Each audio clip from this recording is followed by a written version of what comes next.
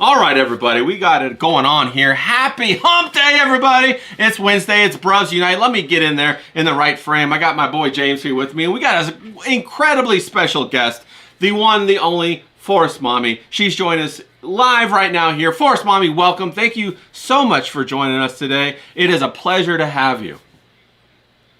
It is a pleasure to be here. Thank you for inviting me. Yeah, and we were just talking a little bit backstage about how fantastic your background is. I was admiring it so much. You got, of course, you got the Clarence mug, you got the beautiful high heel shoes, and the Christmas lights. And you were saying that that's the artistry part of your background. Are you a big fashion person? Do you love fashion? I mean, all women do. Do you love fashion? I mean, I like it. I've never been like a snob or like super expensive taste or anything, but I like it. But I have this whole wall of shoes. And up until COVID, I would go dancing a lot and stuff. But then since COVID, it just took the wind out of my sails. I haven't gone dancing. You know what I mean? I don't even like wear them anymore, but they still look pretty. They look pretty. So. What kind of dancing did you like to do? Did you do salsa or ballroom, or was it just clubs, like? Yeah, just at the club. The grinding. You go get the grinding on. Out. That's right. That's right. You got. Yeah. You got to go get the drip on. During COVID, they all went crazy, and I'm like, I don't want to go back to a business that like fell for that stuff, some of it. So it's just like, whatever. No, I completely agree with you. Now, does like the influence of what people did during COVID, has it really influenced how has it changed your buying patterns and the way that you socialize with people and all of that? Oh yeah, I mean, it made me drink more, so I spent more money on that. And then, but yeah, I used to go to hot yoga all the time, which I loved, but they all like fell for it. And I'm like, yoga's 6,000 years old. They make you put I didn't do it ever, but they were making people put masks on in the hot yoga. In the hot yoga place? That's wild. Yes. That's wild. I can't support that, but so like little things like that. But I work out at home and stuff, but it's just like, yeah, definitely. I mean, it changed the course of my life, really, because that's when I got on Twitter. That's when me too. That's when I started getting on YouTube and looking at the ROTC guys. That's how I met That's how I met you. How I come to meet you. Then I jumped on Twitter. I do have a really funny hot yoga story. One time though, a girl took me on a date to hot yoga. I don't know why. Okay, but she's like, "Hey Ray, you want to come on a date with me to hot yoga?" And I was like, "Bro, I work out. I can handle it. Hell yeah, let's go." And she was telling me, "Hey, go slow though. Go slow. It's hot yoga. Go slow. You're gonna sweat a lot." I was like, "Oh, I can handle it. Don't worry, baby girl. I got this. I can handle it. I be working out. I surf. I played baseball, college. I handle it." And so the first 45 minutes, I did great. But then I didn't realize it goes on for an hour and a half. And that thing whooped my ass. And I got home. I had the worst headache I've ever had from dehydration. And I just dove underneath the blankets. And I said, I can't do this hot yoga. Not only that, but it smelled like hot feet. I wasn't really into all that. Did you do it like weekly? Yeah, I actually for a little while did a trade where I would like clean the bathroom and I would get like free yoga. So I go a lot then. But yeah, it does. It stinks. You're so sweaty afterwards. I just like at the end when you survive, you're like, holy crap, I survived that. Like it kind of felt like that was the high, But yeah, it was definitely not for everyone. And, yeah. Well, I do miss it because when you sweat like that, you just like it feels good to sweat that hard, But no, you're 100% right. I do that sometimes, I guess. But you definitely, yeah, I get a little dirty. I like it. No, you definitely get a little bit of that runner's high when you sweat like that, when you work out that hard. But what are some other things that maybe COVID has changed? Like maybe you don't buy anymore, or you don't do anymore. Like for example, did you used to go to Starbucks and now you're like fuck Starbucks or something like that? Yeah, I think a little bit right before COVID, I kind of stopped going to Starbucks anyways, but. Just a lot of really the dancing stuff. Really, the clubs. They all fell for it. That changed. What else changed? Really, I mean, I just stay home a lot more. Yeah, it really is a bummer. I picked up a drinking habit. I was totally one of the statistics during COVID of like picking up a new drinking habit. So I spend more on that. That's for sure. Well, do you have a particular drink of choice that you like, or are you kind of like an all-you-can-eat buffet kind of person? It's either usually a white wine, or Coronas, or like vodka cranberry. Yeah, a little vodka. Do you do a kettle cranberry? Do you do a goose cranberry? What do you do? Tito's. We're Tito. I'm a Tito's, Tito's. Tito's. Now, on your white wine, do you do a Franzia or do you like to have it in glass bottles? Are you like, Oh, I'm all about the box now because the box wine is an amazing deal. it is. It is. It's I can get at the first of all I can get at the grocery store when I'm shopping at where I live, so that's super cool. It's like it's 17.99 for basically 4 bottles worth of wine, and gotta be a smart shopper. But and I like I usually get the black box, and I like to get Pinot Grigio, which I know is Pinot Grigio. Yeah, Pinot Grigio. That's pretty good. That's pretty good. So you're a white wine, okay, white wine person. We got Mersh in the chat. He says, shout out to FOMO, one of my favorite people, all in one spot. He likes it, so shout out to Mersh. Big fan of Mersh. I see you got that, like Mersh, she got the Clarence in the background. You can see the Clarence butthole back there. James, did you have anything drastically change with when you went through the whole COVID thing? Did you start drinking, stop drinking, start taking heroin, start working out? What'd you do, James? No, but I'll tell you something. We get a fit, feisty blonde on stream, and Ray starts paying me no mind. Well, James, you got to scoot over a little bit. There you go. He forgets I even exist. No, lucky I'm just here to look handsome for the women. I mean, fuck me. No, during COVID, I mean, it was a right shit show, wasn't it? It was like we had the most strict lockdowns. Like everything was boring. We were stuck inside. People like who were already socially awkward became more socially awkward, and then someone like me who wasn't socially awkward ended up getting into this internet game, and here we find ourselves, don't we? We would have never met or hooked up, would we? No, for sure. For COVID, in a strange sort of way, because we were both out and about and social people. I wasn't an internet person. I told you the struggles I had to get on this fucking stream was unbelievable. Yeah. I'm the most redundant person when it comes to technology. I'm like your old granddad just pressing buttons like this. I'm like, hey kids, how does this technology work? You know what I mean? I'm half a moron when it comes to that stuff. You know what I'm saying? So it's just a relief to get on here and look handsome for the ladies and sit back and be ignored by you. Well, I mean, I gotta pay some attention to FOMO. I mean, she's our special guest today, bro. If I was in your shoes, I'd be doing the same thing. You know what I mean? I'll tell you to fuck off. Yeah. No, for sure.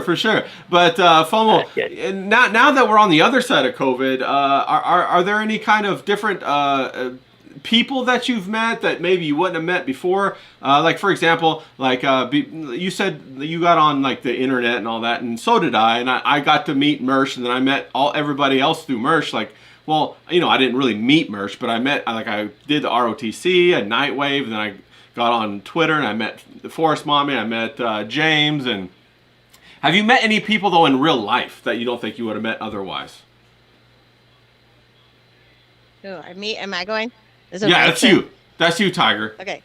Yeah, basically, like, so I had started, when I got on Twitter, right when COVID happened, I had started a group because I started seeing that there was a lot of Colorado people on Twitter that we were all kind of saying this, you know, not liking what was going on. So I started a group, and like, I set up a meetup in like October 2020, and the group is still going. It grows, it shrinks, it ebbs and flows, but I've met all those people, tons of Twitter people, like nationally I've met off of Twitter, and I was like, kind of helping out with like libertarian stuff, which was like I went to some conventions, we'd meet a lot of different people, and that's always just fun. So I've literally met probably like, I don't know, probably like almost 150 to 200 people from Twitter. So there's that. And I lost a lot of friends during COVID. Oh, yeah. Like, not that they were great friends anyways. Like, it was definitely shook like the loose acquaintances off, and you know, things like that. I still have some friends from them, but yeah, no, it changed because this is what I do with them. Then I got into the politics, and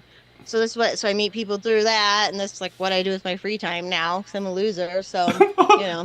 What are you talking about? But again, like you said, like the silver lining, it brought Twitter especially, just like the people you can connect with on there, and I wouldn't have gotten on there. I had a Twitter, but I didn't use it until COVID. So no, I feel the same way. I didn't use it until the same time. We got Hillbilly Harry out here. He's saying FOMO is cool and fun. We got Tony from There Goes the Neighborhood out here. He's asking if the Cockney guy can say bro, or does he have to say bruv every time? What's up, Tony? Always good to see you. Go watch There Goes the Neighborhood if you guys haven't watched that. I'm never saying fucking bro. What are you, a lemon or something? Fuck me. I'm not a Yankee fool. I'm fucking English. We say bruv.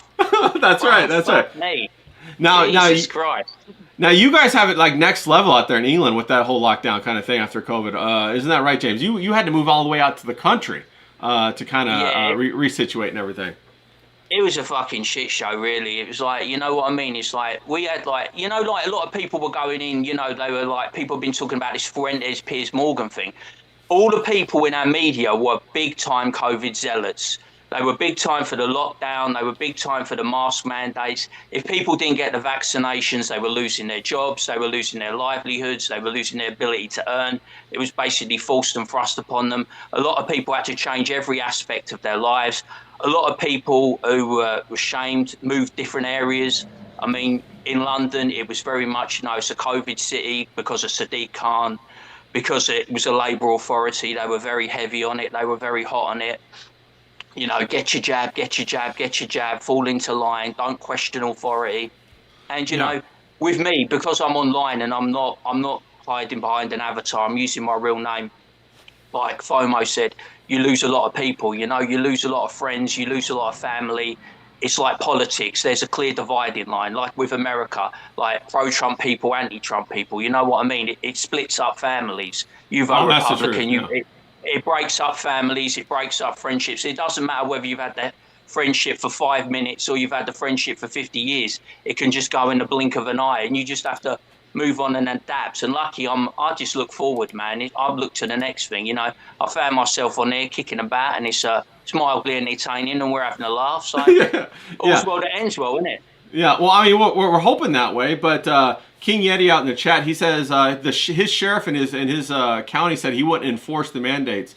FOMO, you're in Colorado. It's more liberal than say a Texas or a Florida, but probably equally as liberal as California. Have you seen people that are starting to form a backlash against it, or is Colorado just going along with all of this bullshit?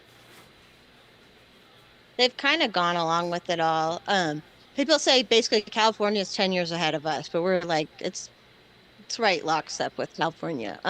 For a long time, I mean, people in Colorado, that's when my parents moved here. It was the Libertarian Party started here. Like, it was a very, like, leave me alone, do you, leave me alone. You had the mountains, you know, a lot of people hide out in the mountains. It was just like that. And people weren't paying attention when all these, like, bureaucrats started taking over. And because the productive people are working, they don't got time to go. They don't have time to go to their city council meetings and this and, you know, all the different stuff where they, like, tax us and whatnot. So they took over, and then that's where we are now. We had like 4 billionaires too that were like leftist weirdos that helped take over the state. Like, it's just like crazy stuff like that. But then people went along with it, and then they woke up, and then they moved because it was the top of the market too a couple of years ago. You know, during COVID and everything was going crazy, and then they just move, but they move somewhere else thinking it won't happen there too, which is literally happening everywhere in America. Like, there's like Texas has got it going on now too. Oh yeah, like, Texas is in trouble. Commies don't stop. Commies never stop. They never stop. Like, they will, you can't run from them. You like, or you can for only so long, right? So that's why I'm staying here. So I'm like, Well, I've seen you on your Twitter. You're going to a lot of different like city meetups, or like I don't know.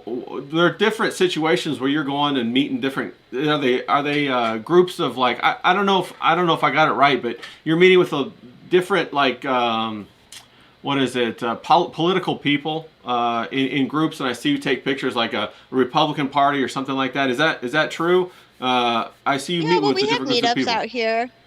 Yeah, we have meetups out here with liberty-minded people, and then like we know I know some of the legislatures and stuff. And then once I started getting more involved in my local government and bugging them, like I know all that stuff too. And so the more I can go to the actual meetings, but I don't do any party stuff anymore. Like, I don't do any of that for any party, but I meet with Republicans. I mean, you know, there's still that. It's just not the party stuff. So I know too much people. They all want to know Forest Mommy too. It's great. So, That's they right. know me down at the state capitol. I walk in, and the like Speaker of the House looks up at me like, great. I like that. He goes, shout out to Forest Mommy. What are you talking about? You got that megawatt smile. How can anybody not love Forest Mommy? Give me a break now, right? Yeah. Oh, I know, but I bully them so much. So when I show up in person, I'm not just an online bully, too. I show up and do it in person. They probably secretly enjoy that. You know what I mean? Yeah, they're excited when you come by. I mean, how many, like, what do they say? Politics is the ugly version of Hollywood, but then you got Forest Mommy, who's clearly beautiful. She's rolling up in there. They're like, oh my God, what's going on here? You know what I mean? Have you kind of given up on both parties then, FOMO, or what are your thoughts on that? Is it a uniparty at this point? What's going on with Colorado? Yeah, it basically is uniparty, and the party stuff is just it's a waste. It's another level of bureaucracy where people like waste all their energy keeping Robert's rules and all this, which I understand. It could be a tool that's used, whatever, but I just see too much crap inside of it, and I'm like, my energy has to go to actually fighting like the source, and that's the government. And I don't get paid for any of this, so it's like I have to choose my like where I put my energy. So that's what, but I know I work with people like there's coalitions and things like that. That's basically how it is now. So everyone kind of has to work together against them. Yeah, are you a conspiracy theory kind of person? Do you go down any of those rabbit holes? You know how they say, oh, they're both the same party working together, or do you still kind of see how they're two different parties and they're they're the both sides and they balance each other out? What do you think about that? Well, I have found like things that are actually not even conspiracy in Colorado. Like I mean, the left has groups where they groom people up. The right has them too. Okay. Yeah. And out in Colorado, the right had people in elected positions and policy centers and all this and that. And they like kind of let it happen because it's a guaranteed job for all of them afterwards at a policy center or NGO, or even on the right. They're all doing this too. So it's kind of like it was not necessarily a uniparty, but they all work together to have a job in government and to make money off of the government. Like that's how they all work together. Oh, so they all get paid. That's right. Now, I of course I have to ask you the question. The biggest conspiracy probably of Colorado is the Denver airport. What are your thoughts about that? Is there a mega structure built underneath the Denver airport?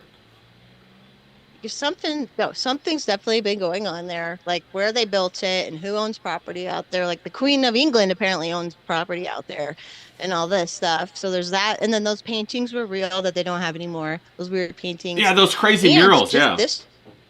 Yeah, the ones with masks. The kids that were wearing masks. That really was there. I remember seeing that. They're having all these blackouts right now. So I said it's probably they've been doing construction because they've been money laundering, doing construction for like 25 years now. But the power keeps going out in some of the terminals, and I said, well, it's because they're like opening some portal to hell or something. And the horse, the horse thing, the horse fell when they were killed the creator. The artist. Yeah, killed the creator. Yeah. And it's apparently that horse is like a throwback from something from mythology or something, right? With the fire eyes and the blue and the big blue or deep blue or something like that. I saw something else that there's it was based off 4 horses. He's one of like those 4 horsemen thing that's going on in Colorado where like one's at the Bronco Stadium, whatever. Like there's a whole other level of conspiracy on top. Like it's great. I love it. There's always so much. Yeah, it's a 4 horsemen of the apocalypse, right? And they got 4 horses like that in Colorado. I didn't know that. That's crazy. Just like in Revelation. Not like that look like him, but like there's the Broncos statue, the horse, the Bronco, and then there's a horse over here by the Superfund site. I'm trying to remember where the other one was.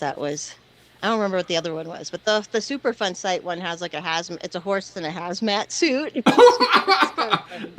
Bro, that's wild. Yeah. No, I remember looking into some of the stuff that, they were building that airport, and it's like $3 billion of just like this money that just goes into this black hole. And everybody was saying that they're building like a huge footprint below the airport that has some underground bunkers and all this stuff, and it connects with, the underground tunnels that go out throughout the rest of the nation, as a matter of fact, and it's like a central hub for that part of the country. So I was just curious if you knew anything about that. Maybe you've been down there. I don't know. Forrest's mom, if she got that top secret pass, maybe she made her way down there or something like that. You know what I'm saying?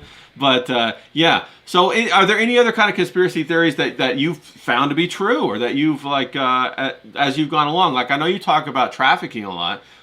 Is that a part of it? I guess kind of in the NGO nonprofit stuff that happened to like move all the immigrants across the world and into America. It sounds crazy when you talk about it, but it's you can kind of follow some of the money from the top down, but then it gets real wishy-washy towards the end. But that kind of stuff is real. It seemed fake at first, but then even in Colorado, I'm like, that's why it went so left. There's all these nonprofit and NGO workers here because there's like 8,000 nonprofits and NGOs, and then like, why Yeah. would they ever fix anything? They're getting six-figure salaries to work at some stupid nonprofit doing like nothing. So like, it's just this huge bureaucratic class they created, and it's real. It's really real. Like, it's just Yeah, wild. it's wild. Now I have a question about you, Forrest Mommy. Now this is probably like one of the biggest questions that a lot of people, yeah, especially guys, they wonder about. They say, okay, Forrest Mommy, she's really attractive, but she's really based. She's kind of like a unicorn. How the hell did that happen? How did you get that base part about you? I do base it on my dad moving us to Colorado was a big thing that like set my life. I could have grown up like in Chicago, but instead I grew up on 10 acres in a forest and rural Colorado and on a well. So there's that. I grew up on well water. Maybe that's part of it. Never been on birth control, never been on prescriptions, and I didn't go to college. I know that's a shock. I know that's a huge shock, but I'm like that millennial age where like girls I mean, I think I would have been, I wouldn't have got brainwashed, but it's like, it's totally what they did. And again, this is who's working on these nonprofits now. It's all these stupid girls that went to college for nothing for some stupid degree. And then what job can they work? So I think that's a big part of it. And I don't know, Yeah, I've just had it's almost my like life government. worked good. Yeah, it's almost like government welfare for the women. But you know, I was going to ask you if you had a really good relationship with your father, because I found like a lot of women who have great relationships with their father tend to turn out pretty based. Yeah, I do. And I remember growing up, I thought he was a little mean because he's blue collar. My dad's blue collar too, and he didn't go to college, but he brought us out here and gave us an amazing life. I always thought he was a little angry growing up, but then as an adult, I'm like, well, of course he was angry. He was working his ass off, feeding like us four. I'm the youngest of four, and my mom didn't work at the time, so I'm like, of course he was angry and like stressed out, right? But yeah, no, my parents are still married. We're both still alive, thank God. So like, that's really cool too. But yeah, the dad thing's real, and you appreciate more as you get older, right? Because I used to think they were so strict. And now I'm like, if I had kids, I'd be more strict than they were. Like, like No, it's just 100%. like. Yeah, no. James had he had a blue collar father too, and he said he was like hard as nails. Isn't that right, James? And you kind of like had the same kind of effect. Well, it won't come as a shock to anyone watching this that this genius didn't go to university either. You know what I'm saying? But you Right, know right. what I'm saying. But like, it's yeah, my dad was a builder. He's a blue collar guy. He's as tough as nails. He would like, you know, he wouldn't back down to anyone. You know, he's one of those old school guys. Like I say, he wasn't a criminal. He wasn't a gangster, but he was teeth tough. You know, he wouldn't back down to anyone.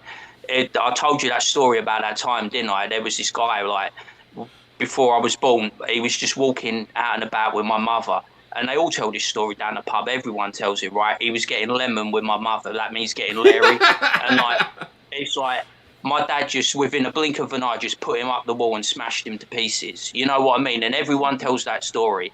And I've always idolized that about my dad. My dad, even though he's fucking 67 now, but he could still go if he wanted to. You know what I mean? Obviously, he ain't the man he used to be, and he probably 9 times out of the 10 he'd get pummeled. But he can still go, and he's still got that look. You know what I mean? That look never goes. The look's the last thing to go, and the power's the last thing to go. And he's still got that kind of energy. You know what I mean? And it's like, yeah, I love him to bits and admire him. He's always been a solid dad.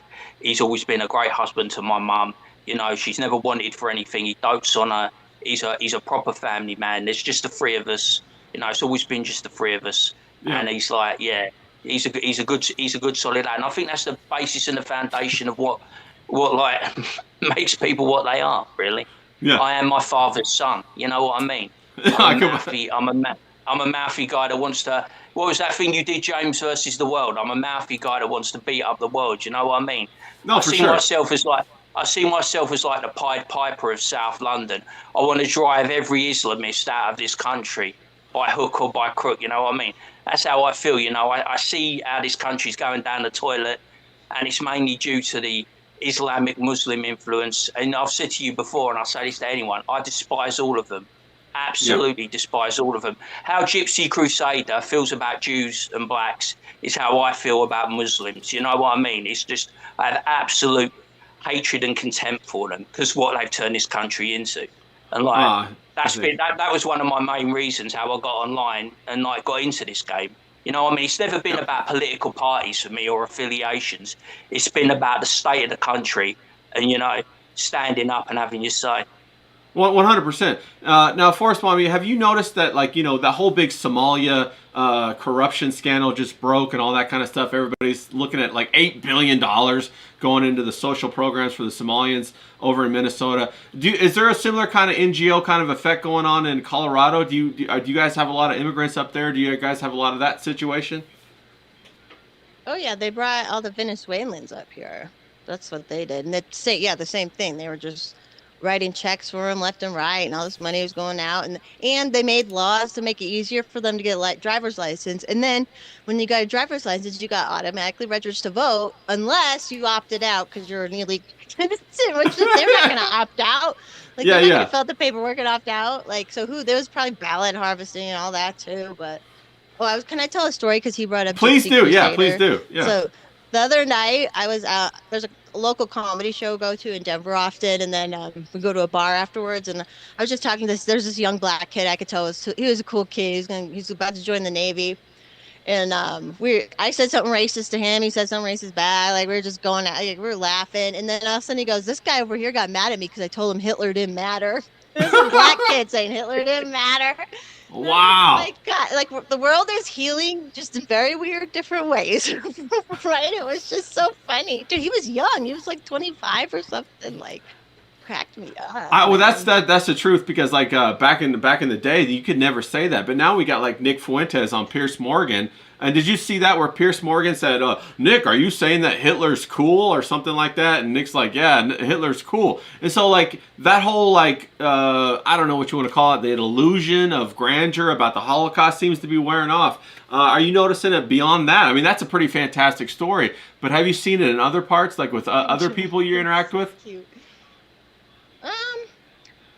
I mean, I guess online definitely I see it more or whatever, but I don't know how much real that at all is. But yeah, just like the whole attitude of like, fine, call me whatever you want. I don't care. Like you could tell when Pierce kept trying to like get him, it's just like, yeah, okay, whatever. Like this, it's like they can't get one up on anybody anymore. Like if I already am all these things, even when like I'm not how you want me to be like that, and it's like, then just keep calling me that. Like, you don't matter. Pierce, he looked worse through all that. And he was like, all the clips he's putting on, everyone's like, bro, like you just look like you're trying too hard to get a clip. The kid didn't care anymore. Like, right, and exactly why are we supposed to carry this narrative forward if it's going to impact our life negatively? Why can't we just be left alone and go forward without this whole parasitical environment around us? You know what I'm saying? And I feel like a lot of people are feeling that way, and especially the younger people, like in their 20s and their teens. I get that a lot from them when I'm out and about. When I'm out there cruising the skate parks and doing my bike jumps and all that stuff.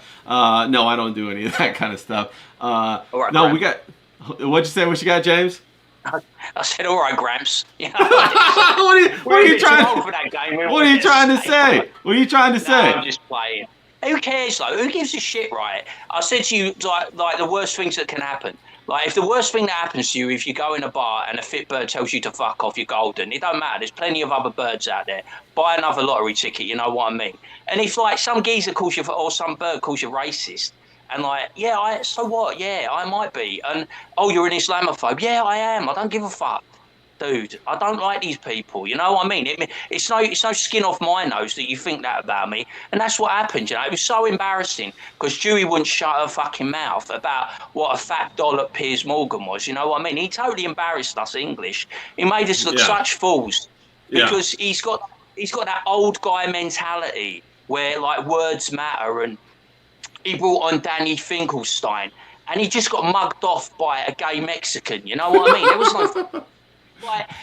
Nick Fuentes is a fucking Nancy boy, mate, who's scared of a woman's vagina. You know what I'm saying? It's like, fuck me.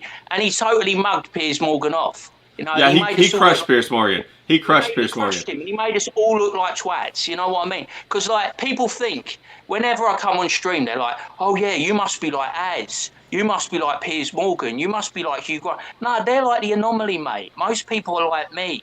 They're Southerners, Northerners. They're just down-to-earth people that are pissed off that their country's going down the toilet. Right, right. No, and I think we're getting that more and more. I think more and more people are kind of feeling that way. But back to Forest Mommy, I think it's very difficult because more and more, especially here in America, where we feel this way. But they keep importing more and more people. I mean, we have no clear records of how many people they've said have immigrated here. You hear the same 10 million ever since Ronald Reagan, don't you? You don't hear any kind of new updated statistics, no real statistics about the immigration policies. Doesn't that drive you nuts, FOMO? It drives me nuts. I can't handle it. Oh yeah, and they got away with it by creating the NGOs who would go down the border, pick them up, take them to their facilities, give them an ID there. No record of them. And the worst part is the unaccompanied minors too. My chair keeps turning. Sorry. No, it's okay. They were down there picking up. You can see there's actual grants from the government site, so you can say it's not fake. And then the grants were for the Catholic charities, and there was billions of dollars in the end billions of dollars. It's true. Unaccompanied minors, all these unaccompanied minors, and I'm like, where are they? Where are they? And now we're seeing here locally, a local judge made it because ICE was looking for addresses for these kids and where they're at, because a lot of them, they're unaccompanied, or they don't even know if they're with their real parents. They don't know anything about these kids, right? Right. But the school districts are getting funding for having them. Right, so they're like slaves in that sense. And then, and the ICE, they were not going to give ICE where these kids were. That was virtuous. And it was I don't trust the federal government either, but that seems fishy. It is why crazy. Would you not tell people where these kids are? So. Yeah, that's wild. Not only that. Our problem is fighting age men. That's what we've got. Our problem is fighting age men coming over on small boats that turn out to be sex offenders and rapists. You can't go a week without seeing them getting into the schools, because they put them in primary fucking schools, and they're 25 years old because they get rid of all their paperwork while they're on the dinghies and the boats. So they just come over here and they get in all the places, at the hotels, the schools, where they can just fucking do the shit that they do. They're all disgusting sex offenders. Yeah, we have that problem here too. Not on the level of the men, but we've got the people that they get rid of all of their documentation, all of their passports. It's all on the other side of the border in Mexico. And it is an NGO problem. That's the way that the government gets around saying, well, we don't give money to these people. They have a go-between, the NGO, so they can keep their hands clean. They give the money to the NGOs, and the NGOs go and they facilitate the bringing over of the minors or the immigrants or the people or whatever. And the Catholics are the biggest culprits of it, one of the biggest culprits of it. And nobody seems to object to this or anything. Everybody seems to be like, oh, well, okay, everybody's coming over here for a new life. FOMO, when did we get so soft? What happened to that? How come we don't have any pushback there? I don't know, and it doesn't make sense, especially where you're at, James. It is all men. What are the men? What are the men fleeing? They're the bad guys. Where they're from? Are they fleeing or hitting their women? The really bad thing is that England is always the destination, right? It's the destination du jour. These people have to go from North Africa and travel all the way through Europe. So there's Sicily. They could stop in Sicily. They could stop in Italy. They could stop in Germany. They could stop in France, but somehow they always end up in England. And you know why? We have the most generous benefit system in all of Europe. You will get hotels, you will get clothes, you will get bank accounts, you will get credit cards, you will get everything laid onto you on a plate. I told you that story, didn't I, about this Christmas, where we've got war veterans that are sleeping rough outside of hotels. Oh yeah, I saw that. Why illegal migrants are inside hotels getting the Rolls Royce treatment. Yeah, we have that out here too. Yeah, there's a YouTube guy. There's a YouTube guy from England I've seen out. You might know who he is, James. But he'll smooth. He'll just go into these facilities I saw that. Or this thing. Yeah, and he got this one guy to show him the apartment. It's a $3,000 a month apartment that this immigrant doesn't have to pay for nothing. And this guy's he gets them it's just funny. He gets kicked out sometimes, but he just keeps pushing his way in. There's people in London that are desperate. There is people in London that are absolutely desperate for social housing.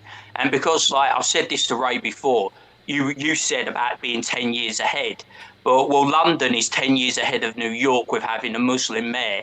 and you've got Mamdani now, and Mamdani's going to be like Sadiq Khan on steroids. He's going to do it in 5 years. They're already teaching Arabic in schools, aren't they? They're bringing that in. So he's already implementing these things. But social housing in London is 50% goes to migrants. And in some areas of London, it's as high as 80%. So white people have absolutely no chance of getting on the housing ladder or ever owning their own home. They're basically fucked by birth. Yeah, Mersh says New York is doomed, and I really agree with that. I saw that they moved some immigrants into some Upper East Side apartments, some of the very nice luxury apartments, and they all started a fire because they were cooking with an open fire inside of the apartments, which is wild. It's like a clash of cultures. FOMO, have you seen this clash of culture? Yeah, well, it's very difficult to even try to broach that subject. I've been listening to a guy named Frank Zabu. He's an African man who's talking about how IQ and how this is all related through genetics and culture and stuff like that. It's very, very interesting. It's called the Zadu Project, or Frank Xanadu. I'll have to look that up. But is that, you said the Venezuelans are the predominant culture in Colorado? Is that right, or are you guys seeing other cultures as well? Well, over the last 4 years with this whole push they did after the American Rescue Plan funds got released, yeah, no, don't you know 40,000 Venezuelans they were caravanning up from the border and made it to Denver. No, they were getting bused, they were getting flown, started at hotels, same thing. They were at hotels for a while, and then they were getting these vouchers. We had this one lady from one of the NGOs like bragging on a Zoom call, like, oh yeah, we're writing $350,000 worth of checks every week, and this is taxpayer money. Like, right. Rent vouchers and stuff, and it's like, they just have no clue. Like, this is so virtuous, right? Because it's a job for them. They're making six figures, like I said. But yeah, it's the Venezuelans, and and so that's when, I don't know if you heard the gang stuff, the Trende Agua. Yeah, I'm familiar with that. Yeah, and there was a lot more they were always doing squeegeeing. If you're over in Aurora, which is like the east side of Denver, the east suburb, and like, but you would see them. There was all of a sudden all these squeegee dudes that all had all these tattoos. They're trying to clean your windows from this. Oh yeah, and like then they were starting to get like this. Like I saw one when I said no. Like went like this, like he was gonna hit my window. Like it was. What? But a lot of them self-deported once Trump got. The ones that were from this like prison that were all here, which whatever, like they can bring down drug prices, let there be an open market, right? But like, there's no stuff. Well, we're a big fan of that. We're a big fan of that. Yeah, if everything could be real, like if we could be real, but we could be real. Yeah, we could be real about that. But then the city of Denver, like so much money went to that. Then like, yeah, obviously the like regular homeless programs and stuff, which were way overinflated anyways, because the more homeless, the more funding. So why would we ever fix that? The same thing as California is out here in Colorado, where they're making it worse, because if you make it better, like they give them your taxpayer dollars pay for a harm reduction kit to keep them. I call it attic farming. It's attic farming. Like they're 100%. That's 100% the truth. Yeah, that's 100% the truth. The government and Narcan too. So they get them the tools to get shoot up, and then they also give them taxpayer funded Narcan too.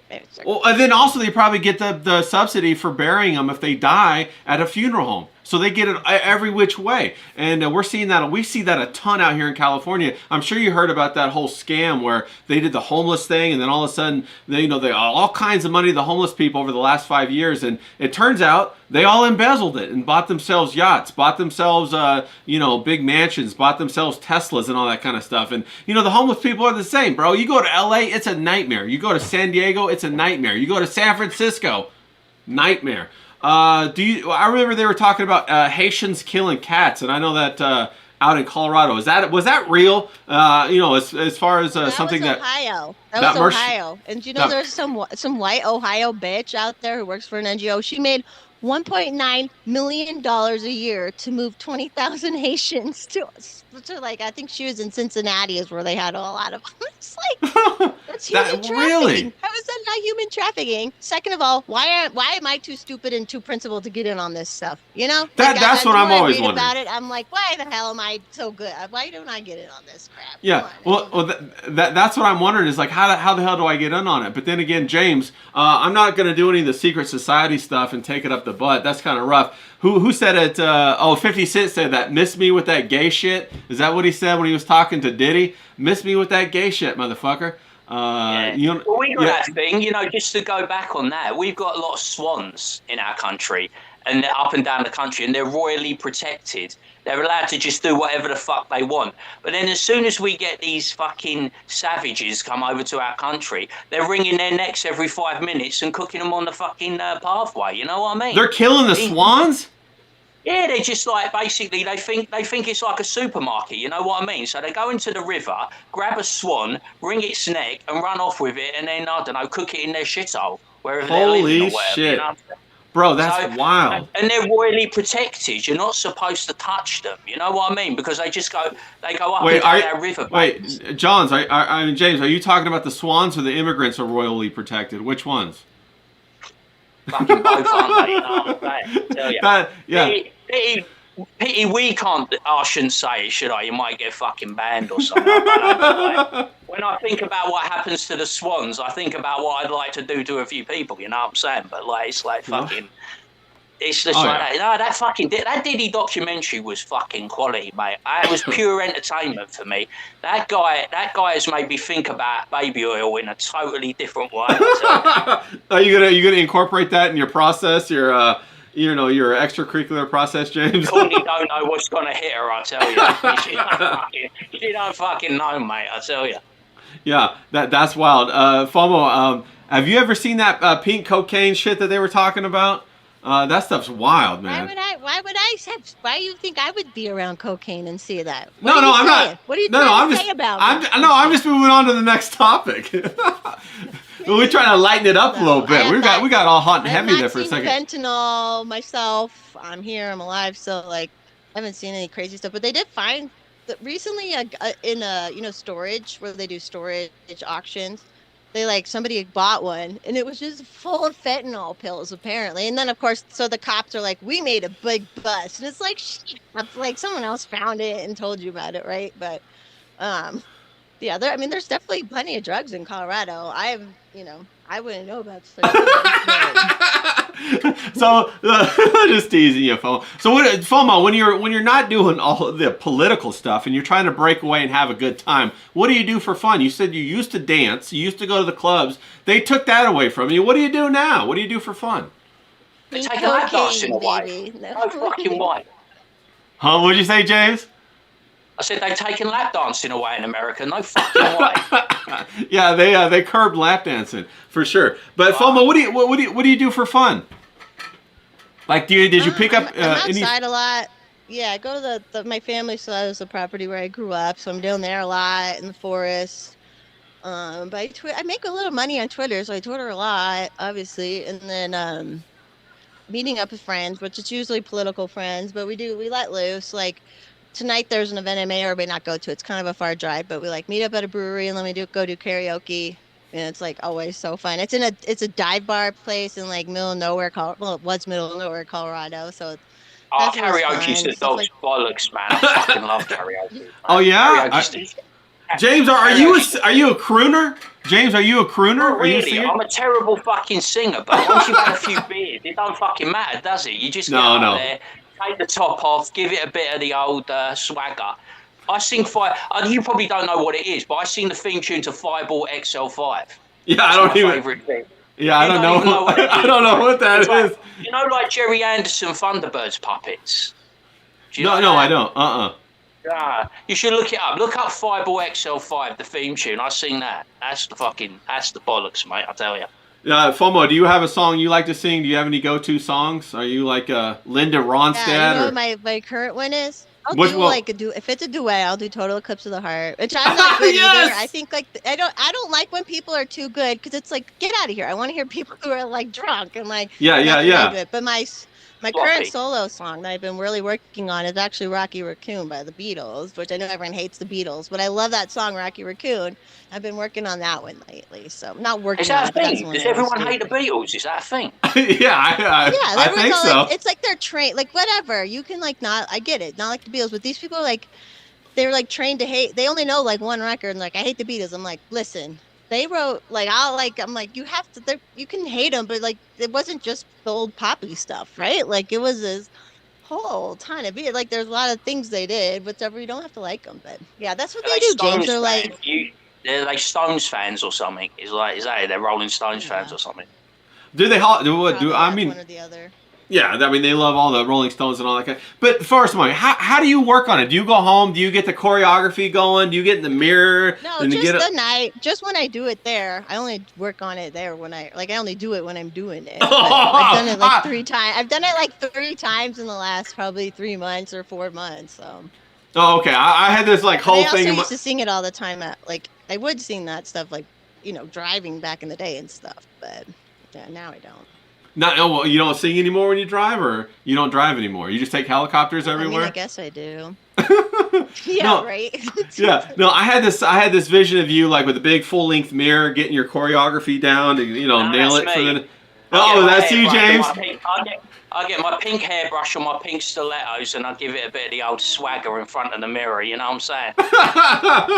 Yeah, no, you do the whole thing, huh, James? You get your whole get the choreography going, get it all going. I do the old Paul Freddie Mercury. You know what I mean?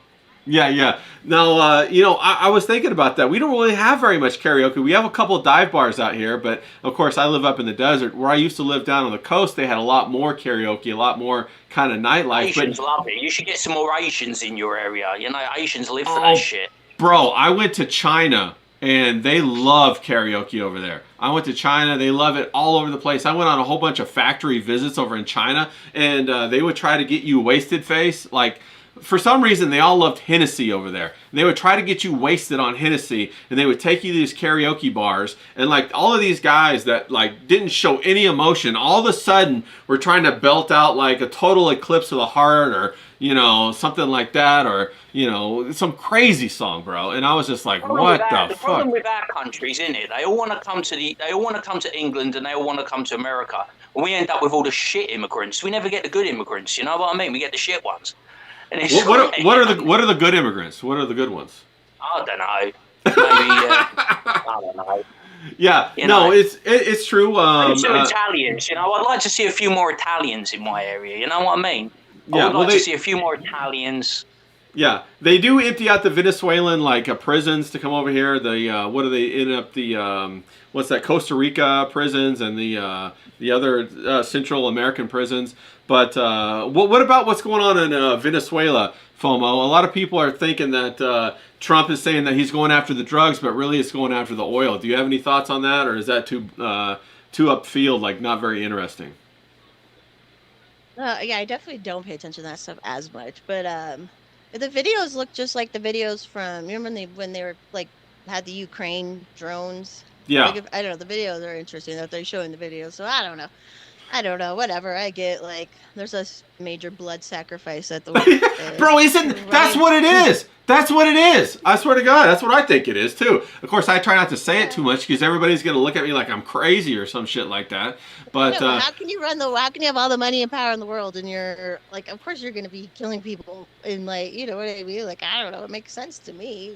Well, you get tired. Yeah, you get tired of karaoke, and then you're just like, hey, let's go kill a bunch of Venezuelans. Let's go pop up. Yeah. Have you seen the state of that funny little congressman who's trying to impeach Pete Hegseth? No, I haven't. Shri Fanadar or something. He's got like a wig and weird eyebrows. No, I haven't seen it. He's like Indian looking, or he's Indian. Yeah, the fucking fake Indian with the fucking wig on and stuff. You know what I mean? He looks like a right knob. You got some weird looking people over there, like that Somalian bird. What's her name? Fucking hell. Alien Ohan Omar or whatever. You turn around and all of a sudden, like, it's a completely different cast of characters. In Congress and in the Senate and all that kind of stuff, and you're like, who the hell are these people? You know what I'm saying? One person, don't you? This is the annoying thing. This is what it's like in the UK. You get one person from a different ethnic background, and then you find they're bringing over everyone's fucking family. Suddenly, facts. In America, facts. You get like Ilhan Omar, and then suddenly you get little Somalia. I mean, it's a fucking joke, mate. It's like so weird. No, that's 100% true. They're like a Trojan horse. No, it is. They get them all over here. It's what happened with Somalia, where they got that $3 billion or $8 billion in like welfare fraud, and they all had Section 8 housing, and they all had brand new Mercedes cars and all that kind of stuff, Louis Vuitton bags and all that. But whatever. It can irritate the hell out of you. But we are in the Christmas season, and one of the questions that I really wanted to ask FOMO was a bunch of cookies. Do you cook the cookies yourself, or do you hire somebody to come in and do it, FOMO? No, I'm not that posh, okay? Like I have. I'm building an image right here. I like it. No, but I always like doing that every year. Like there's always a handful of ones I always make, and then I only have my sister who lives out here still, but she and me get together, usually a girlfriend and her daughters, but. Yeah, we were always like my mom raised, she was like the typical 90s boomer mom. She didn't go back to work yet. So, taught us all that stuff, how to cook and all that. I mean, you know how to cook? Like what the hell? Yeah. So what other kind of traditions do you have during the holidays? Do you have any special traditions that you kind of like to look forward to or anything like that? Well, my family basically all moved away, so that kind of like put a damper on things. But did they? Because they hated Colorado or what? Yeah, I guess.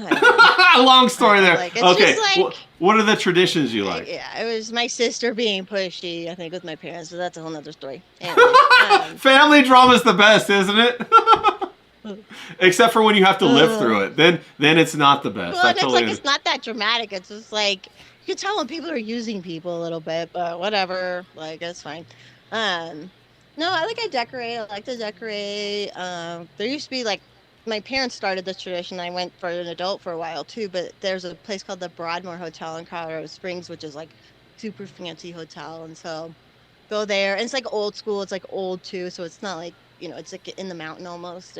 They decorate it like crazy. They build they use big one big gingerbread house that's like wow. You can get in, you can go inside the room and stuff. Yeah, like they do this cool stuff.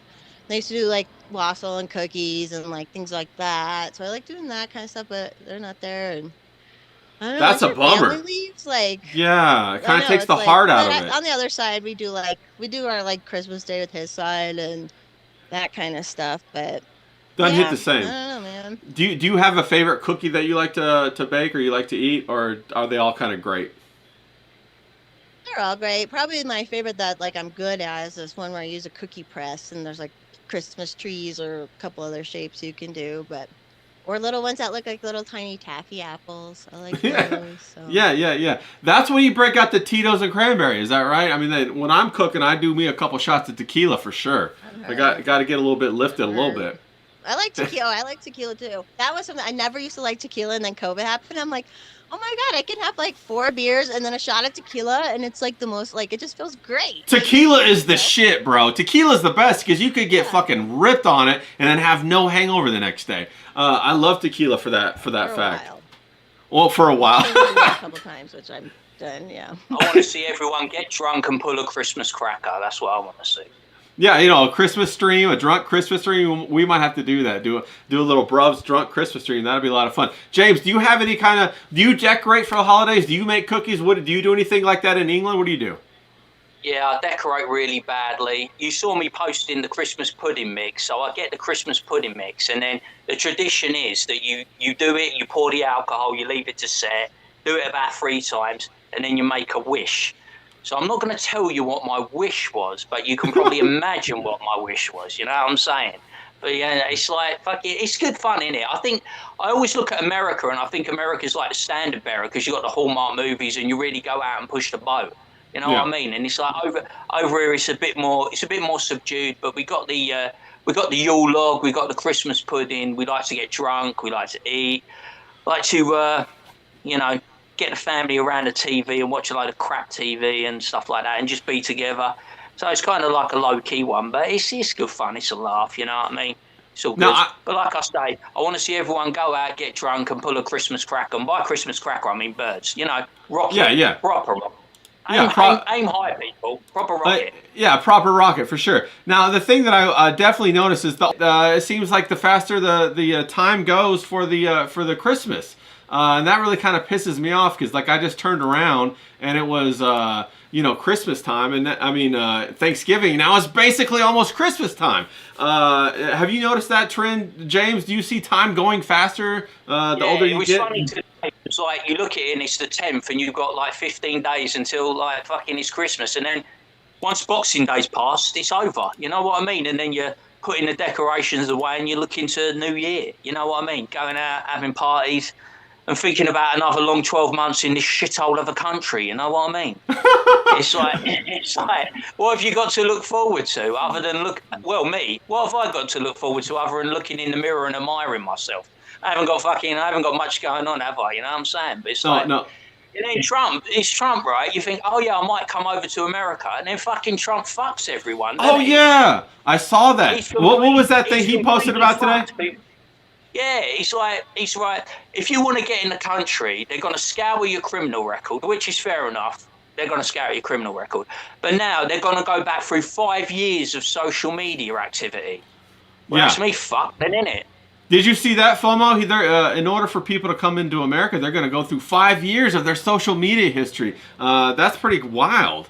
I can't believe they're going to do that. Now, of course, I didn't ask you if time goes faster as you get older because you're ageless, obviously. That'd be a stupid question for me to ask. But did you see that, how they're going to search the 5 years of social media history?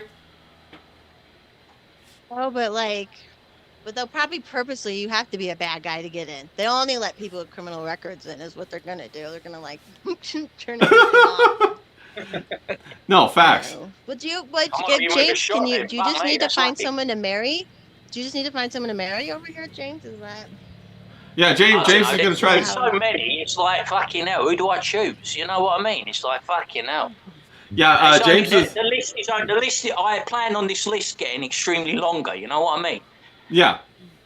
As we move forward with this and I gain popularity, I want applications in writing. I want to see pictures. I want to see lots of pictures, girls. Lots of pictures. We're going to try to smuggle James into Miami or something like that. Or maybe he'll try to green card with Courtney. Welcome, John, to the stream. Good to see you, John. John's down in Miami.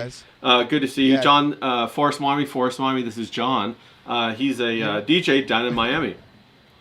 I wonder if James can handle Miami or if Miami can handle James.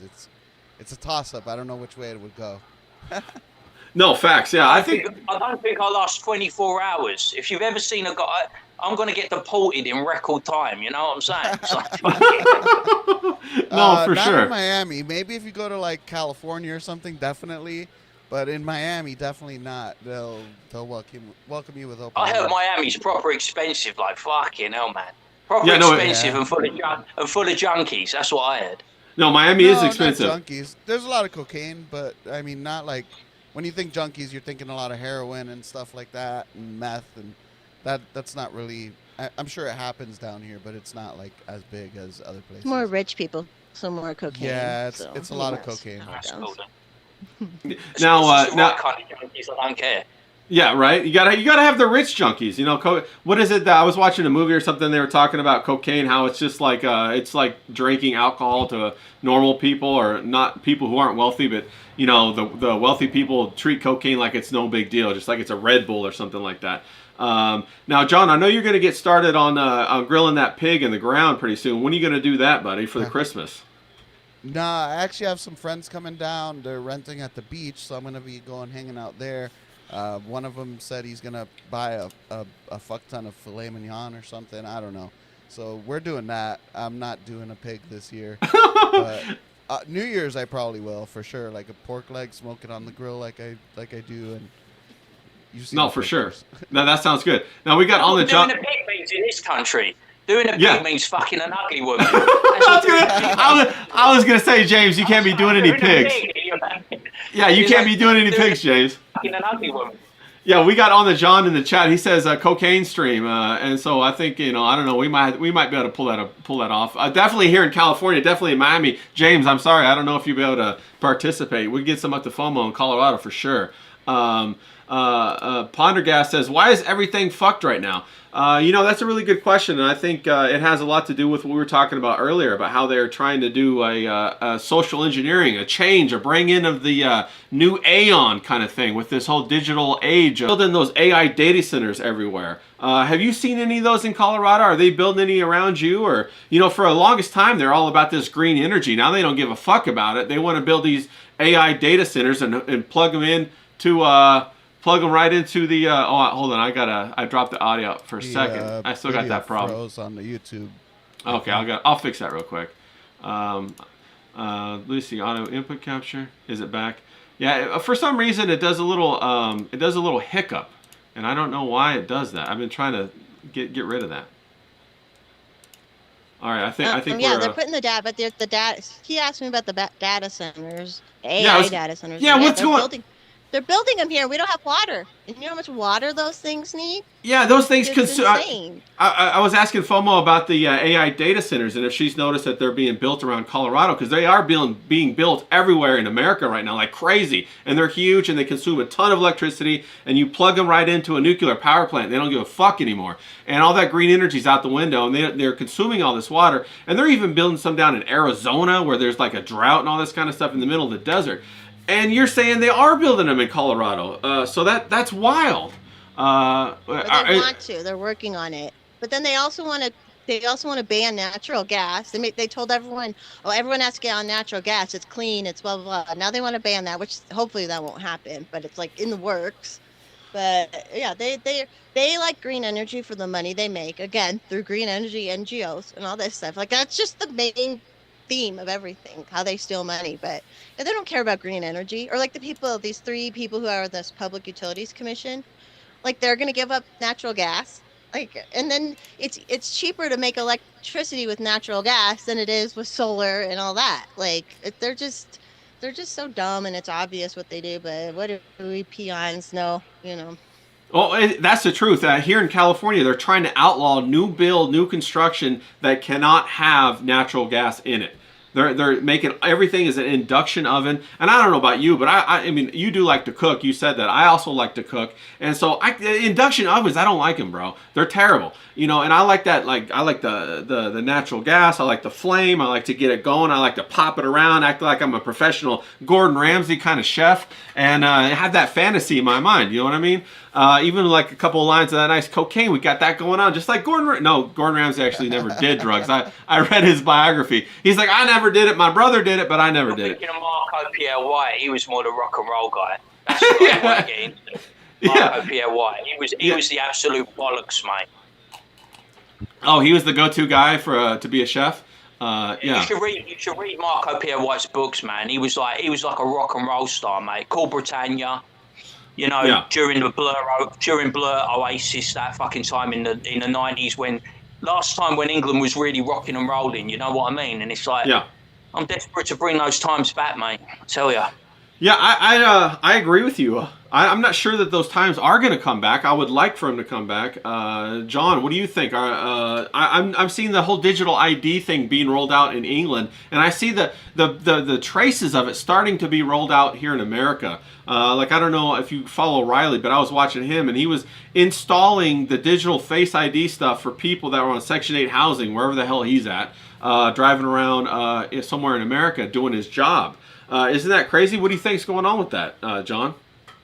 Wow, I didn't know about that. I mean, we already have the national ID in, I think, every state now. If your driver's license has a star on it, that means your ID is federal. Before it used to be you just had your ID, your license was state, but now they're all federally linked, and that's like the first step that they were going for before we get the digital ID, which is definitely going to come, and I really don't think we're going to be able to avoid it. Like, I have a buddy in Australia, and he was telling us that you can't work without it anymore. Well, yeah, that's wild. It's funny, CK in the chat, he says to FOMO, don't let those scrotes talk over you. And I agree. We're here with our special guest, FOMO, today. Fucking gentleman, what's he talking about? I'm denying the background. I'm denying women the pleasure of looking at my face. I know that. because of our guest. I mean, come on, please. Well, we want her to feel comfortable in case she ever wants to come back. We got to treat her good. Come on now. Mate. No one wants to listen to me. No one wants to ever listen to me. They just want to look at me. But people want, you know what I'm saying? Yeah. No. So FOMO, are you seeing that the national, not the national ID, but the digital ID? Are you seeing the fingerprints of it starting to creep into Colorado, or have you not seen that yet? I can't Wait, hear her. did we lose her? Is she? Oh, we can't hear you for a second. Oh, she's. I just muted myself. I'm such a boomer. No, it's okay. I was like, No, shit, see, did my it shit was break like, again? No, it was me. Don't worry. It was a blonde. I remember when I got a new ID like over a decade ago, or a new driver's license, it had the star on it. And like, no, I remember I went to a couple of bars and they were like, what's this star mean? And they like, we were looking up what the star meant because no one even knew what it was back then. So like, I automatically had it a while ago. So, and then like everyone started talking about it this year about like finishing it. But yeah, I was here a long time ago. FOMO, did you have to do anything to get it? Because I remember when I got mine, they made me take in like bank documents, like all kinds of shit to prove who I was. But no, it just happened for you naturally? Yeah, it seemed like it just like I remember I like had to renew my license, I did go into a place and like did it there, but I don't think I had extra. Yeah, because I had already been at this address for a while. And like I don't think I brought anything extra, and I think maybe they had a law here and made it easier, and like there's because that's what they do. So now, is there a push for like digital ID or like retina scans or fingerprints or anything like that? Because I heard they were trying to tie that to Section 8 housing or welfare benefits. Have you heard anything about that? I'm sure. I haven't seen specifically policy for that, but I'm sure. There always, I don't know anything specific about it here though. Yeah. We got it. Some of that coming into California. I know that they're trying to make a whole bunch of these new builds, and they're trying to make them available for Section 8. California itself is kind of transitioning into one of those economies as a government. We're getting some feedback from somebody. I don't know who it is. If you got your, I don't know. Okay. Is that James? James, we're getting a little bit of feedback from you. I'm going to mute you real quick. See if we got it. Now unmute James. You got to unmute yourself, James, real quick, and see if that does better. Okay, but we got it going right here. But anyway, do you see that rollout of that? I forgot what the hell was I talking about? Anybody remember what I was talking about? You're talking about digital ID. Digital IDs, yeah. Do you see the economy going to a government-based economy in Colorado, FOMO? We have that here in in California, because the way that the real estate is going, it's going to be all run by the government, and kind of with that Pacific Palisades fire, they want to build a whole bunch of high-rise complexes that are going to be low-income housing, believe it or not, right on the ocean, and that's fucking crazy.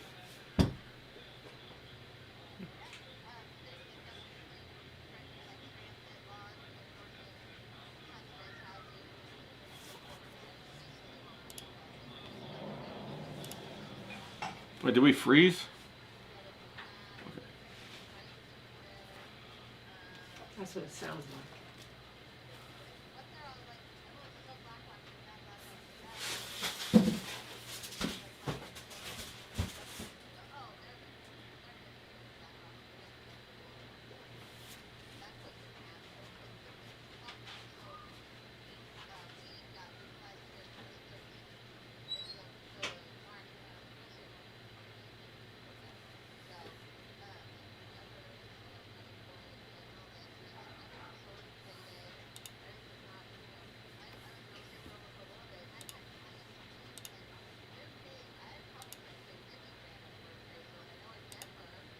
In like $100,000, $200,000 over appraisal just to get under contract. So like everything's so like not like nothing. The numbers are all crazy.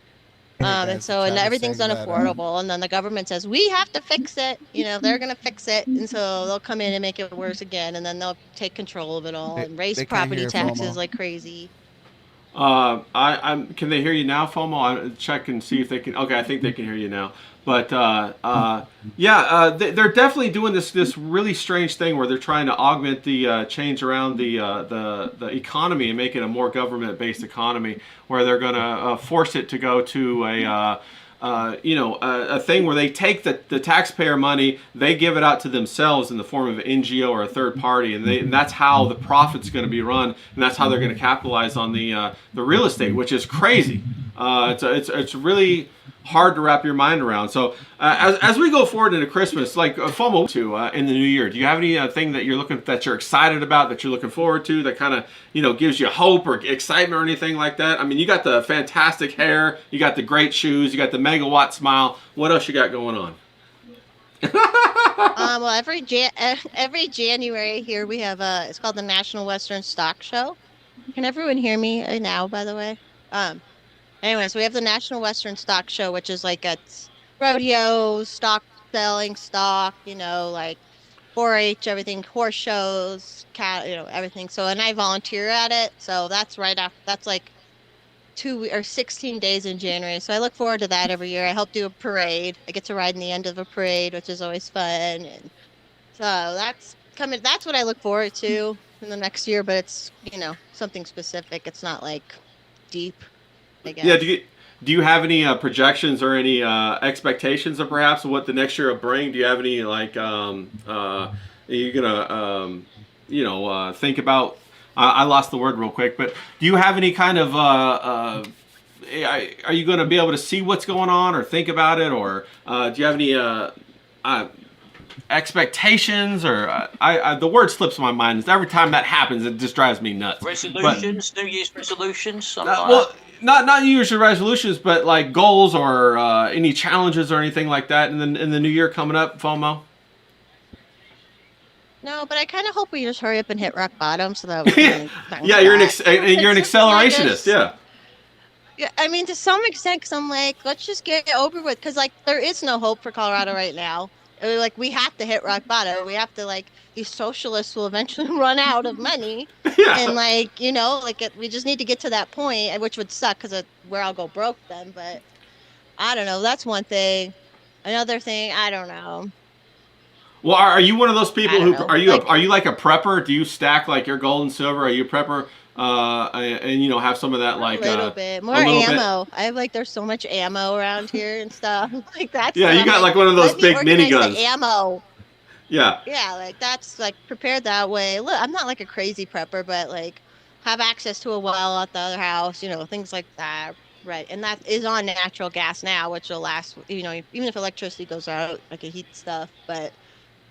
I don't know. I'm not a huge prepper. Because guess what? At that point, I don't even want to be how long I want to be alive. Because think the first couple months is going to be I know Mersh has talked about this. Like, if we just turned off all the welfare, just shut it off, it would be the purge for like 2 months, where these animals who have never like fended for themselves, it's going to be bad, right? It's going to be bad for them for like a little bit. But once you get so far, then they'll be gone. Yeah. So so you either have to get to that point, right? Or I don't know if I want to be around that long at that point. It's like I'm pretty good now. It's like whatever. Do you think something like that'll happen? Do you think that'll happen like within the next 10 years, or is that just kind of like a marketing gimmick? What do you think? No, I don't think so. Not in the way we would like for it to happen, where it would be a good thing to happen. But who knows? I mean, sure, they can do some apocalypse scenario. Who knows? Or they just turn everything off. Yeah. No, I remember I went out and I bought like a whole bunch of like rice and beans, dried beans, like 300 pounds of it or some shit like that. Because I was like, oh my God, it's all going to come crashing down. James, do you do any prepping or anything like that? Or you just kind of fly by the seat of your pants? Yeah, I'm the latter. I just wish every problem could be solved with a punch in the face. I'm that type of guy, you know what I mean? I'm a meat and potatoes type of guy. I wish I could just like fucking grab the world by the balls and punch it in the face, you know what I mean? It's like, sometimes it just, you know what I mean? You just want to give someone a fucking shake, don't you? That's how I feel about it. It's very tiring and it's very exhausting, but as long as I've got the fam and as long as I've got Crystal Palace Football Club, I'm golden, mate. You know what I mean? As long as I've got the football on a Saturday and the Thursday and the Sunday That's all I really give a shit about right now. You know what I mean? I just take each day as it comes. You give me the call and I rock up on streaming, give the girls a thrill, and you know, so like that's about where I'm at the moment. You know what I'm saying? But Yeah. like, because politics is like John's always said this, hasn't it? FOMO's very local. John takes a national view, and it's like one person you can't really fucking do much about it, can you? Sometimes you just have to fucking swallow it. You Yeah. know what I mean? Yeah. And it's like it's pretty grim. It's pretty grim in England. I think Americans look at England and think like, "Fucking hell, mate." We've Yeah, all we lost the ball. do. We It's do. like, you know what I mean? Yeah, See we a do. guy like me, and I'm kind of like the fucking anomaly. But most people have been so browbeaten, they've just got no fight, they've got no strength left. But you know, you just got to keep plodding on and hoping for better days. I mean, this Labour government is choking, man. Every day, like bills Yeah, go up, taxes go up. It's fucking oppressive. You know, digital ID, mass surveillance. They're bringing in mass surveillance in the new year. And I come from an area in South London, Croydon, that's already the most surveilled place in the country. So, and they're gonna like bring that in nationwide because they say that's the only way that you can catch criminals. But Yeah. it's going to scoop up a lot of innocent citizens as well. You know, it's like Yeah, but no immigrants. No, funny enough, it won't scoop up any immigrants. John, what do you think about? Yeah, I won't scoop up any immigrants. John, what do you think about is the doomsday thing real? Is it an apocalyptic situation in our future, or is that just an emotional psyop? What are your thoughts on that? I mean, at this point, we're definitely old Civil War, bare minimum. I mean, Cold it's Civil been War, okay. it's definitely been hot at certain points, like during the George Floyd riots. You know, the first hot event was when they shot the 4 Dallas policemen. Yeah. And Obama was like not like supporting the policemen at the time. Yeah. That was like the first moment where it's like, okay, this is kind of turning into a hot civil war. George Floyd riots, it was off the charts hot. Yeah. And, you know, the Charlie Kirk, you know, whether you believe the official narrative, which I don't, or not, I mean, there's definitely people out there who would have loved to have done it on the left, for sure. I think it's inevitable at this point, almost. Like, okay, let's say Trump was actually in there to make a difference and get shit under control, which I don't think he is. But, okay, so then he takes government power, forces, you know, arrests and starts chasing after all these Antifa people. Then what? Then that's just going to continue to fan the flames and make them bigger. I don't know what the off-ramp is. I really don't. I think we're kind of in a doom and gloom situation, to be honest. Yeah, to me, it seems like one of those problems that's just designed to keep everybody occupied, to keep you busy while they continue to kind of extract resources. Well, everything that they do is to divide and conquer, right? Yeah. That's just their tactic. It works. It keeps us fighting against each other instead of going after the real problem, which is all the corruption and all the fucking, just for lack of a better word, pure evil that is in power, whether the front behind the scenes power. We were talking about it last time. I don't remember if it was Saturday or Wednesday, but FOMO's local first approach is like kind of the only hope that we have, really. Is I agree with that. Because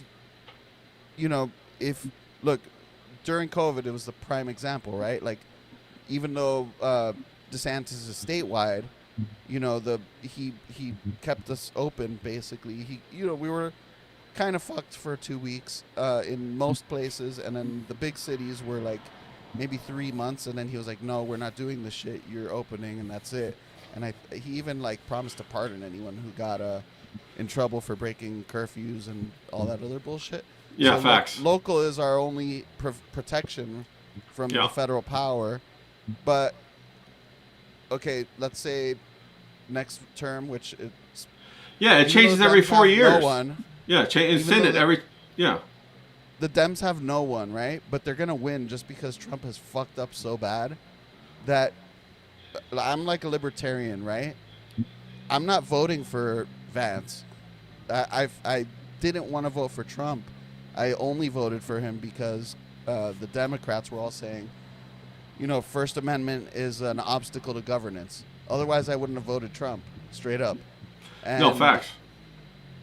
so they're on pace to lose, even though the Dems have literally no one. And then Trump has done all this stuff that's like taking power from the states, which I agree with a lot of the stuff he's done with the immigration, right? But Dems are just going to take what he did and go 10 steps further because that's what they always do. Yeah. So now the where's thing the about off-ramp? the thing about Trump is he did everything through executive order, so we all know it's going to be undone in the next 4 years, no matter who gets in or whatever is going on.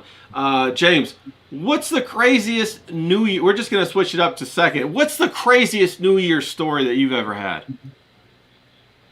I don't know. Those American girls, where I just went up to them I went up to them and said to these American girls, it was on like Donkey Kong. Oh And yeah. that's where, and it started there, but it didn't end there. So there Yeah. was one of me and three of them, and you can I'll Do let the you math. paint a picture. I'll let you paint a picture of how that evening ended. All because I'd watched American Pie and I saw Stifler say it, and I thought, I might as well take a punt. And I just said to these three birds, I just said it's on like Donkey Kong, and they took it literally. You know what I mean? And who am I? Who am I to not take up this opportunity? That's You know right. what I'm That's saying? right. That's the maddest thing that's ever happened to me. Yeah, that's a wild one. FOMO, have you had any wild New Year's stories that you go and you like Eiffel Tower kind of situations, or wild? Well, you don't have to say the wild threesome thing, but have you had any wild New Year's Oh, I parties? thought you were talking about France. Yeah, I've had a lot of fun in my life. I went to Vegas one time. And it was like the coldest Vegas on record that year. And like in Vegas, this was before COVID too, and Vegas didn't suck as bad, but they shut the strip down and do like fireworks at midnight. And it was great people watching because there's people getting like wheeled out, passed out at like 5 p.m. on New Year's Eve. Everyone's just really drunk. But like one of my favorite New Year's Eve, I used to work for a concert promoter here in Colorado. So this was I think it was 06 going into 07. And we had a concert that night. So it was like being in this cool venue. It's a really cool venue here called the Ogden Theater. And it was a band called Devotchka, which are kind of like this musically kind of like band, and Andrew Bird. And I got so hammered. I remember I went under we were like, because I was allowed to go wherever. I worked box office, and then we were just there chilling afterwards or watching the show. And then I went into the basement underneath the stage with my ex-boyfriend, and then I remember coming up, but then it was like probably the most drunk I've ever been in my life, because I was like, I didn't drink much in my 20s at all anyway, so but that was a fun one. I was like, I'll always remember that, even though I got super drunk. So. Yeah, Now I'm just at home. Usually I'm at home. I might stay up all night, but it's like I'm home and comfortable. And... I know, right? It's like, what does Mersh say? It's like that's the amateurs drinking night or whatever. The amateurs drinking holiday. The pros stay home. And I completely agree with that. I had a pretty crazy... Now I'm an old fella. I just crash out on the sofa watching Diddy documentaries and have dreams about baby oil. I mean, fucking hell. Well, bro, that's... How bad has it got, mate? Fucking hell. That's pretty fucking wild right there. John, have you... valleys, mate. Peaks and valleys, highs and lows. Yeah. John, have you had any crazy New Year's stories? Did you do anything? Jump from a helicopter, maybe? Or swim with the dolphins, perhaps, maybe down there in Miami? The manatees? I hear the manatees, they like to have sex with people. Is that true? I wouldn't know. I too overweight for me. But how PG are we trying to keep this? Because oh, you got something spicy. John's got something spicy. Let's go. So it was I agree with Mersh. New Year's Eve is amateur night for sure, and we would always just do house parties. And it was the first time I ever tried ecstasy. Except before that, I had also taken 3 hits of acid and ate the mushrooms. Whoa. You went all in, bro. That's like a full-on pharmacy right there, dog. Wow. Yeah, and I had a buddy who he just got really weirded out on mushrooms, and it was his house that we were having the party at, and I had to literally pull him out of a dark corner because he was he told me, hey, I need you to pull me out of this corner. I'm stuck. That sounds a Was he little on crazy. ketamine? Was he on ketamine? Yeah, was he on No, ketamine? Just mushrooms. Um, It was he's a comedian, and like I kind of thought he was trolling me at first, and then like he was like, no, I'm not fucking around. I'm stuck. Wow, I that's didn't even see. He was in this dark corner. Like literally, there were no lights in the kitchen. I was going outside to smoke a cigarette through the back exit, and I hear a voice. I need you to pull me out of here. bro. I'll And I'm definitely. all off my head. So Yeah, I'm yeah. like, what the fuck? Yeah. And then like a week later, he hit me up and he's like, I was actually stuck. Bro, I'll I take thought it was a bit. I'll take James's American Pie experience over that one any day, bro. Yeah, for sure. Rod Stewart said, guys, some guys have all the luck. Yeah. We're rolling up right on about an hour and a half, so we're gonna wrap it up here in a second. But I wanted to know, do you have any plans, FOMO, for this New Year's? Are you just gonna stay home? Are you gonna eat your cookies? Are you gonna drink your your Franzi or Pinot Grigio, as you say? my Costco, my box wine and Costco champagne. We just still be, yeah. It'll be either there's like 3 couples that like we'll usually be at one of their house for New Year's Eve, but still like go home even before midnight. Like at least hang out with them a little bit and then chill Yeah. at home. And it's at someone's house, so it's comfortable, But that'll be it. Otherwise, yeah, home. And then I always eat crab legs on New Year's Day. Oh yeah, crab legs. I do love some crab legs. 100%. James, you got any plans for New Year's? What are you gonna be up to?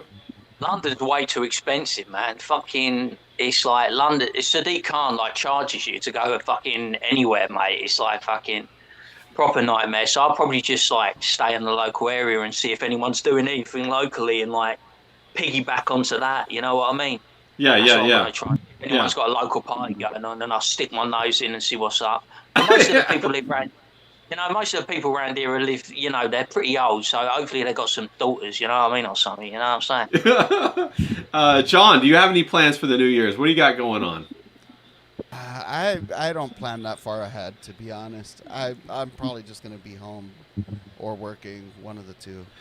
I'm not really gonna go anywhere. Well, we all gotta watch Merch on New Metal New Year's, man. I'm gonna pop a little bit. For sure. I'm gonna pop some tequila. I'm gonna do some super duper cooking. I'm gonna, You're gonna counter stream, aren't you? You're counter streaming. You're gonna do no. a counter stream. No way. Counter stream and see how many we can peel away or something. Might peel away 1 or 2. Yeah. And we get a couple of special guests on, but we will be watching probably Merch on New Metal New Year's, and I'll probably have me a whole big old thing of tequila. I might do some of that, now that you mention it, FOMO, some of that Costco champagne. Veuve Clicquot is one of my favorites. Do you like that kind, or do you like a different kind of champagne? I don't even know. I just get the pink champagne. $25. Do you get that? Costco tequila. The Costco tequila is pretty good too, and it's a good price. Yeah, it's legit. Yeah, bro, and their vodka, the Costco vodka is. Stella, you're all a bunch of puffs. That's why. No, the Costco vodka is super cheap, bro. It's like $10 for like a big old 1.5 liter. Yeah, that's what I'm probably gonna do. I'm probably gonna be working. I'm probably gonna be drinking some tequila, watching New Metal New Year's with Merch, having a good time. Probably hanging out with everybody online. I might even try to send them a couple super chats. I'll probably be trying to chatter with you three. I'll probably be on the Twitters getting after it. I know everybody else is going to be out and about. But I live up in the desert, so there's no out and about for me up here. Shit to go at it. New Year's is shit to go at in England. It's shit. Yeah. Everywhere that you can get in for free, suddenly charges an arm and a leg to get in. It's like a fucking joke. No, it's facts. It's facts. That's 100% truth, bro. So it's a lot more fun if you do it, it sounds crazy for me to say, a lot more fun to have a blast at your house, but that's the truth. I remember I used to go out to all the kinds of clubs, all kinds of bars, but that was pre-COVID, like FOMO was saying. They've all changed since then. It's all a drag now. And it really is upon yourself to make your own a party a real party, and that's what you really want to do. So, FOMO, before we wrap it up here, are there any thoughts that you'd like to leave us with? I'll go down the line real quick and ask you if you have any closing thoughts before we bounce on out of here. No, just kidding. put me on the spot now. I don't think. I'm not just like thinking all the time, you know? Well, I know. don't Well, I know too. I know what you mean because I'm sitting there looking at the chat too, and I'm trying to figure out what and I'm trying to make sure the audio isn't dropping out, and I'm trying to keep my coherence going. And sometimes, I forgot that word a minute ago, and I was like, oh man, I now look like a retard. You know what I'm saying? But hey, it's all good. It's all good. Yeah. No, just like enjoy people you are with, because people will be dying left and right. And immigrants are killing them. People are letting people back on parole, and they're crashing into people. So like, Oh, yeah, your friends man. and family that you do have, love them, be with them, and then I don't know, YOLO, I guess. YOLO bitches. James, about you? Any closing thoughts besides YOLO? YOLO bitches. Go follow the peeps, support their endeavours, and stay sexy, everyone. Laters. That's right. John, you do have anything besides YOLO bitches and stay sexy bitches? That sounds pretty good, actually. I wanted to say, James, I don't know what you're talking about, free places to go drink. I'm in Miami. Nothing is free. On New Year's, it's like at least 10 times the price. If I ever got to Miami or anywhere in America, I'd smash it to pieces, mate. Fucking hell. I'll find you the best quality birds, mate. I'll put it on them and we'll be plain sailing. It'll be all good. They're all over Don't the worry. place, man. It's Miami. You can... Don't worry about it. These Hispanic birds won't know what's hit them when I get there. When my accent starts flowing with these Hispanic birds, they won't know what's up, mate. They won't, their knees, they'll be so weak at the knees, they'll be all falling around us, mate. We'll have our pick of the birds. Well, bro, I'd love to get you out to Miami and see that happen. See that live in action, Yep. bro. Real time. I want to see that shit. I want to see that shit, okay? I'll have a crap with anyone. I don't care if they're grade A or grade Z. You know what I'm saying? You say Facts. Z, I say Z. I don't Facts. give a shit, mate. I'll take a punt at anyone, mate. I tell ya. Facts. All right, FOMO, I just wanted to say, hey, thank you so much for joining us today. It was such a nice blessing to have you on, a very nice interaction. It was a real treat for the Bruvs to have such a nice lady, a lovely lady on, such as yourself today. And we all love and adore FOMO, everybody in the ROTC community, and also the communities beyond that, as that's how I came to meet FOMO. We really adore you. We really adore your comments. We really are thankful that you're in the space with us. And so I'd like to just express that to you and say, hey, thanks a lot. And will you come back sometime? Will you come back and chop it up with me and the English bloke and the Miami bloke sometime later? In the next year, 2026 maybe? It's fine. Yeah, whenever. Have me on. I don't stream myself anymore, so anytime anyone wants to invite me on. Yeah, no, for sure. No, I got you. And maybe we'll get old Tony from There Goes the Neighborhood on too. I see him. He's out there in the chat lurking around. And I love that guy. Everybody go also follow There Goes the... I'm not fucking Cockney. I'm from South London. Fucking hell, I shit on Cockneys, mate. I don't give a fuck about them, mate. I'll tell you, Yeah. I'm from South London. Get that shit right. And so go follow There Goes the Neighborhood out there. 9/11 is gay. We love that guy. Thank you, everybody in the chat, for coming through. We really appreciate you watching us and having a good time just chopping up with these three awesome people. And until next time, Knuckles, everybody. You guys get the hell out of here. Kick some ass and have a great rest of the week. Let's fucking go.